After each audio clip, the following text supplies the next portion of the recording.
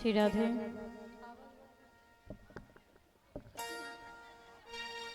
बोली वाक्य बिहारी लाल की जय। बोली भक्तोश्वर भगवान की जय। सुखदेव भगवान कहते हैं, परीक्षित तुमने अभी तक श्री कृष्ण की अद्भुत लीलाएं श्रवण की हैं, उनके पुत्र पति पिता के धर्म को सुना है। अब हम तुम्हें उनके मित्र धर्म की कथा सुनाने जा रहे हैं, मित्रता का परिचय देने जा रहे हैं कि उन्होंने मित्र की पीढ़ी को कैसे हरा है, उसे ध्यान पूर्वक श्रवण करो। कहते हैं कि कृष्णस्यासीत् सखा कश्चित् ब्राह्मणो ब्रह्मवेत्तमः विरक्तः इंद्रियार्थेषु प्रशांतात्मा जितेन्द्रिय। भगवान श्री कृष्ण के एक परम मित्र थे। कृष्णस्यासीत् सखा कश्चित् ब्राह्मणो ब्रह्मवेत्तमः, जो एक ब्राह्मण परिवार से थे। विरक्तः इंद्रियार्थेषु प्रशांतात्मा जितेन्द्रिय, जो विरक्त हैं, शांत चित्त हैं, जितेंद्रिय हैं। और जितेंद्रिय उसे ही कहते हैं जिसने अपने इंद्रियों को जीत लिया हो, अपने मन को अपने बस में कर लिया हो। और भगवान के जो मित्र हैं जिनका नाम सुदामा है, वो जितेंद्रिय है, शांत चित्त है, जो है जैसा है सदा वैसे ही में ही संतुष्ट रहते हैं, हर हाल में प्रसन्न रहते हैं। रोटी जो मिली तो किया रोटी में गुजारा, भूख दी समय ने तो भूख को भी मारा। हर काम में, हर धाम में, हर चाल में खुश हैं, पूरे हैं वही नर जो हर हाल में खुश हैं। सुदामा जी हर हाल में प्रसन्न रहते हैं। उनका परिवार भी बहुत बड़ा है, परिवार में कुल मिलाकर के 33 सदस्य हैं और गरीबी भी बहुत है। सुदामा जी के माता पिता, माता का नाम है शीला, पिता का नाम है त्रिवेणी पांडे। उनकी 27 पुत्रियां हैं। जिस पिता के पास गरीबी हो, एक ही बेटी हो तो उस पर क्या बीतती है, और जिसकी 27 पुत्रियां हो उस पर क्या बीतेगी। पर बेटी कहते हैं कि सीने का दर्द ये पसलियां समझती हैं और बाप की गरीबी को बेटियां समझती हैं। जय। बेटियों को तो पिता के पास जैसा सामर्थ्य होता है, जैसी क्षमता होती है, छोटे बड़े घर में जैसे घर में भी दे दी जाती हैं, वो कोई शिकायत नहीं करती हैं। पर बेटों के लिए कितना भी कुछ करो, दिन रात माँ बाप मेहनत करते हैं, परिश्रम करते हैं, घर मकान जमीन जायदाद सब कुछ जोड़ते हैं, लेकिन वही क्या कहते हैं, आपने किया ही क्या है, इतना ही कर पाए, हमें दिया ही क्या है। इसलिए कहते हैं कि सीने का दर्द ये पसलियां समझती हैं और बाप की गरीबी को बेटियां समझती हैं। बेटियां तो अपने अपने घर की हो जाती हैं। सुदामा जी जिनका परिवार, जिनकी पत्नी का नाम है सुशीला, 2 पुत्र हैं, कहीं कहीं इनके 4 पुत्र भी बताए जाते हैं। इनके जो 2 पुत्र हैं जिनके नाम है खगन्यदास और धर्मदास। गरीबी इतनी है कि घर में कई कई दिनों तक भोजन नहीं पकाया जाता, चूल्हा नहीं जलता, क्योंकि घर में अन्न का एक दाना भी नहीं रहता है। एक दिन छोटा बालक रोते रोते माता के पास आया और माँ से कहा, माँ मुझे बहुत भूख लगी है, मैं भूखा हूँ, मुझे भोजन दे दो। माता ने पुत्र को भूख से तड़पते देखा, भूख से व्याकुल देखा, तो माता अपने बालक को ये नहीं कह पाई कि बेटा भोजन नहीं है, तो अपने बालक को झूठी दिलासा दे देती है, झूठ बोल देती है अपने पुत्र से। माता कह देती है, बेटा थोड़ी प्रतीक्षा करो, इंतजार करो, खिचड़ी पक रही है, खिचड़ी बन रही है, अभी तुम्हें खिला दूंगी। बालक सोचता है कि खिचड़ी सच में पक रही होगी, इधर से उधर, उधर से इधर चक्कर लगाता, प्रतीक्षा करता है कि माता मेरी अब खिचड़ी लेकर आ रही हैं, अब खिचड़ी लेकर आ रही हैं। जब बहुत देर हो गई, बालक सोचता है आखिर माँ अब तक खिचड़ी लेकर क्यों नहीं आई। बालक ने रसोई में जाकर देखा, चूल्हा तो जल रहा है, उस पर एक मिट्टी का पात्र भी रखा है, लेकिन उसमें केवल पानी ही उबल रहा है और माता चूल्हे के पास बैठी बैठी रो रही है। आंसू गिर रहे हैं आंखों से। ये सोच सोच कर रो रही है, हे विधाता, आपने हमें इतनी गरीबी क्यों दी? कम से कम इतना तो दे ही देते कि हम अपनी संतान को भरपेट भोजन तो करवा पाते।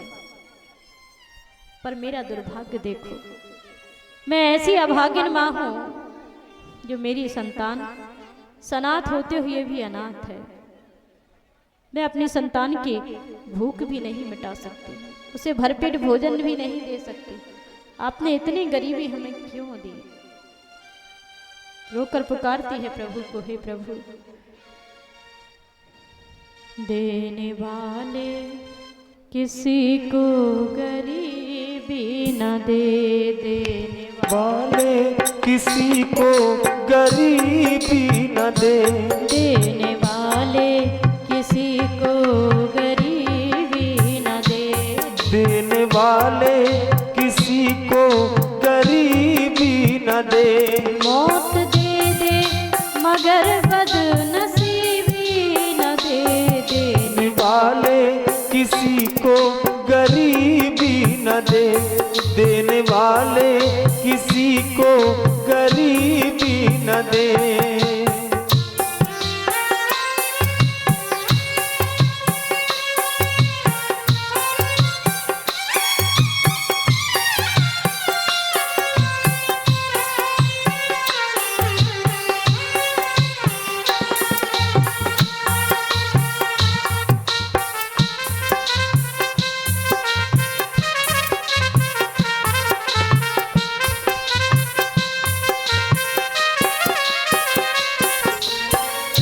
क्योंकि गरीबी से बुरी होती है बदनसीबी।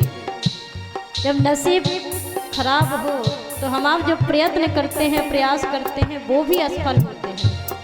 और जब बार बार प्रयास असफल होते हैं तो आत्मा को बहुत कष्ट होता है, बहुत दुख होता है। इसलिए माता रोती है, हे प्रभु, मौत दे दे मगर बदनसीबी न दे, मौत दे दे मगर बदनसीबी न दे, देने वाले किसी को गरीबी न दे, देने वाले किसी को गरीबी न दे, देने वाले किसी को गरीबी न। विधाता किसी को गरीबी ना दे, क्योंकि कहते हैं कि नहीं दरिद्र सम दुख जग माही, संत मिलन सम सुख जग नाही। गरीबी के समान कोई दुख नहीं होता, और गरीबी के दुख को केवल वही समझ सकता है जिसने गरीबी देखी हो, जो उससे गुजरा हो। जिस पर बीतती है वही उस पीड़ा को समझता है, और कोई नहीं समझ सकता। औरों के लिए तो केवल बातें हैं। माता रोती है, बालक माँ से कहता है, माँ तुम कैसी माँ हो जो अपनी संतान को भरपेट भोजन भी नहीं करवा सकती। भोजन तो दूर रहा, ऊपर से उससे झूठ बोलती हो। यदि तुम्हारे पास कुछ नहीं था तो मना कर देती, कह देती कि नहीं है भोजन, कम से कम मैं इतनी देर प्रतीक्षा तो नहीं करता।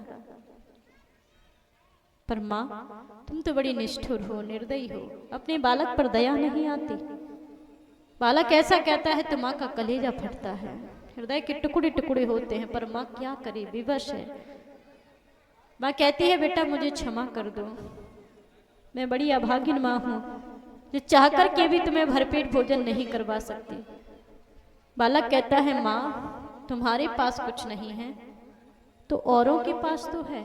हमने देखा है सब एक दूसरे से मिलते हैं, एक दूसरे के घर आते जाते हैं, उनके रिश्ते नातेदार होते हैं। माँ हमारे घर कोई नहीं आता, हमने तो अपने घर किसी को आते जाते नहीं देखा। माता क्या हमारा कोई नहीं है, हमारे कोई रिश्तेदार नहीं है? माता कहती है, पुत्र यही तो इस संसार की विडंबना है। कि बन जाते हैं हजारों रिश्ते जब पैसा पास होता है। किसी के पास पद प्रतिष्ठा हो, धन वैभव हो, तब तो बड़ी खुशी से कहते हैं हाँ वो हमारे रिश्तेदार हैं, हमारे नातेदार हैं। बड़े गर्व से कहते हैं अरे वो तो हमें अच्छे से जानते हैं, बड़ी अच्छी पहचान है, उनके साथ बड़े अच्छे संबंध है, बस हमारा नाम ही ले देना आपका काम हो जाएगा। जब वैभव होता है तो दूर दूर की भी रिश्तेदारियां निकलने लगती हैं। बन जाते हैं हजारों रिश्ते जब पैसा पास होता है। पर बेटा टूट जाता है गरीबी में जो रिश्ता खास होता है। धन वैभव हो तो सब कहते हैं ये मेरे हैं, ये मेरे हैं, पर गरीब का कोई नहीं होता। गरीबी जब आती है तो अपने सगे संबंध भी किनारा करने लगते हैं, सगे संबंधी भी मोह मोड़ने लगते हैं, पीछे हटने लगते हैं। एक भाई धनवान हो, एक निर्धन हो, तो उस भाई को, अपने भाई को दूसरों को ये बताने में शर्म आती है कि ये मेरा भाई है। क्यों? क्योंकि वो निर्धन है। हम आप भी, हमारा कोई रिश्तेदार बड़ा आदमी हो तो बड़ी खुशी से उसको बताते हैं कि वो मेरा रिश्तेदार है, लेकिन किसी गरीब की पहचान बताते हैं कि वो मेरा रिश्तेदार है। बन जाते हैं हजारों रिश्ते जब पैसा पास होता है और टूट जाता है गरीबी में जो रिश्ता खास होता है। फिर सगे रिश्ते भी संकोच करते हैं, शर्म करते हैं ये कहने में कि ये हमारे रिश्तेदार हैं। माँ कहती है पुत्र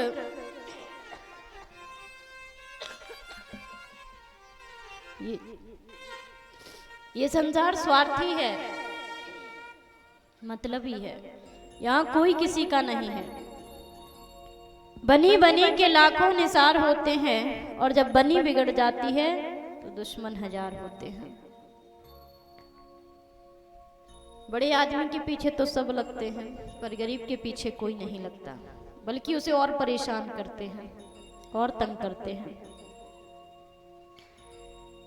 माँ कहती है पुत्र ये संसार सुख का साथी है, यहाँ दुख का साथी कोई नहीं है।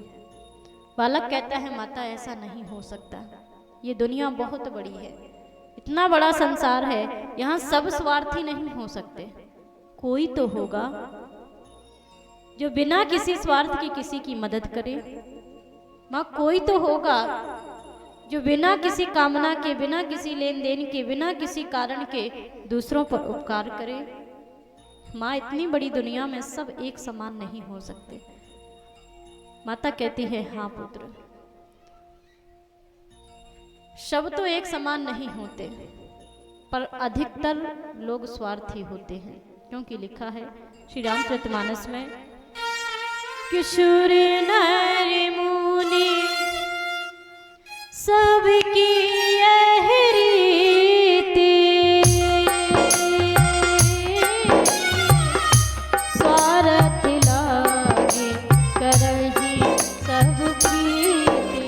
राम सिया राम, सिया राम जय जय राम, राम सिया राम, सिया राम जय जय राम। यहाँ हम किसी की मदद कब करते हैं? जब सामने वाले से ये आस रखते हैं, उम्मीद करते हैं कि आज हम इसके काम आएंगे तो कल ये हमारे काम आएगा। सुर नर मुनि सबकी यह रीति, स्वार्थ लागे करहि सब प्रीति। यहाँ बिना स्वार्थ के कोई किसी के लिए कुछ नहीं करता। व्यवहार भी बनाते, रिश्ता भी जोड़ते, तो ये सोचकर कि आज हम इसकी मदद कर रहे हैं, कल ये हमारी मदद करेगा, आज हम काम आ रहे हैं, कल ये काम आएगा। क्योंकि लिखा है ओ स्वार्थ मीत सकल जग माही, सपने को परमारथ नाही। राम सिया जय जय राम। राम सिया राम जय जय राम। सिया राम जय जय राम।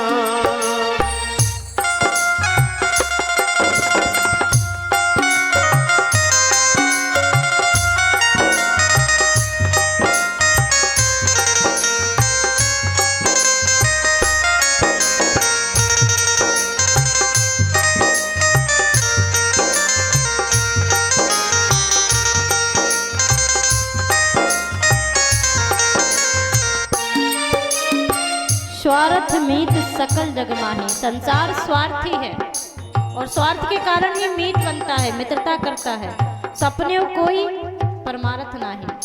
यहाँ सपने में भी कोई परमार्थ के भाव से नहीं जुड़ता, स्वार्थ के भाव से सब जुड़ते हैं। बालक कहता है माँ कोई तो होगा, पूरी दुनिया में सब एक जैसे नहीं हो सकते। माता कहती है हाँ एक व्यक्ति ऐसे हैं, एक नहीं दो।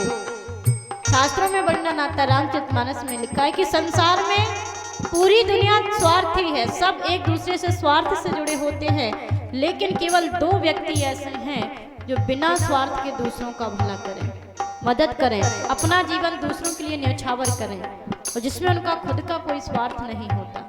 और वो कौन है? हे तू रहते जग जुग उपकारी, तुम्हारे सेवक असुरारी। राम सिया राम जय जय राम। राम सिया राम जय जय राम। सिया राम जय जय राम। सिया राम जय जय राम। हेतु रहित जग जुग उपकारी, जो बिना कारण के दूसरों पर उपकार करें वो केवल दो ही हैं, तुम्हारे सेवक असुरारी। भगवान और उनके भक्त, उनके सेवक। भगवान के सिवा और उनके भक्तों के सिवा कोई दूसरा ऐसा नहीं है जो बिना स्वार्थ के किसी के लिए कुछ करे। माता कहती है पुत्र एक वही है जो सबकी बिना स्वार्थ के सहायता करते हैं। और हमारे लिए ये परम सौभाग्य की बात है कि जो भगवान हैं, साक्षात ईश्वर हैं, जिनके पराक्रम को, जिनकी महिमा को पूरा संसार जानता है, जो इस समय द्वारकाधीश के रूप में द्वारका में विराजमान हैं, अपनी मनुष्य लीलाएं कर रहे हैं। पुत्र सौभाग्य से वो हमारे नातेदार लगते हैं, तुम्हारे पिताजी के मित्र हैं। वो द्वारकाधीश भगवान श्री कृष्ण और तुम्हारे पिताजी गुरुकुल में साथ साथ पड़े हैं। एक वही हैं जो बिना कारण के सबकी सहायता करते हैं, क्योंकि वो जिसे भी मिले हैं वो दुख में ही मिले हैं।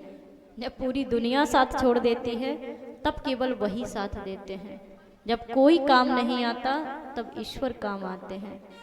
जब हम हर तरह से हार जाते हैं, हमारे सभी प्रयास असफल हो जाते हैं, किसी अपरिचित अनजान जगह में विपत्ति में पड़ने पर कोई अपरिचित व्यक्ति हमारी सहायता करता है, तो हम आप क्या कहते हैं? वो तो हमारे लिए भगवान हो गया। भगवान ने ही उसके रूप में हमारी मदद की, और जो विपत्ति में हमारी मदद करे वो भगवान से कम नहीं होता। और एक वही है जो सबकी दुखों में मदद करते हैं, किसी ना किसी रूप में सबकी सहायता करते हैं, क्योंकि वो दुख के साथी हैं, संसार सुख का साथी है।